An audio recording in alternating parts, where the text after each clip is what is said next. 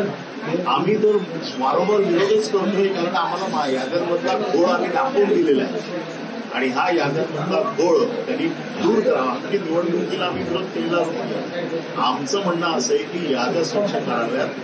जे आक्षेप आम्ही नोंदवलेले आहेत त्या आक्षेपावरती खुलासा करावा.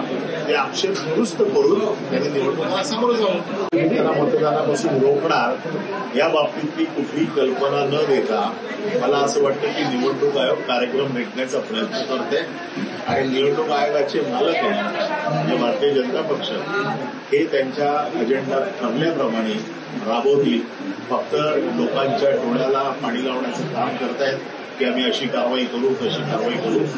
मूळतः कुठल्याही प्रकारची कारवाई होणार नाही आणि ह्या निवडणुका रेटण्याचा प्रयत्न करतो. निवडणूक आयोगाची इच्छा कोण विचारतच घेत नाहीये. त्यांच्या मालकाची इच्छा काय यावर सगळं अवलंबून आहे आणि त्यांचे मालक जे सांगतील तसंच काम होईल.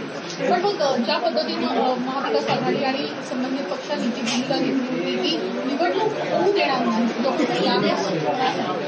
त्या भूमिकेसंदर्भात याच्या संदर्भामध्ये महाविकास आघाडी किंवा दुसरे नेते या सगळ्या आंदोलनामध्ये आहेत.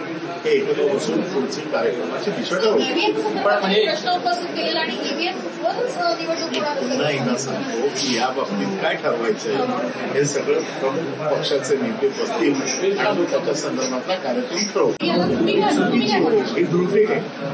धन्यवाद.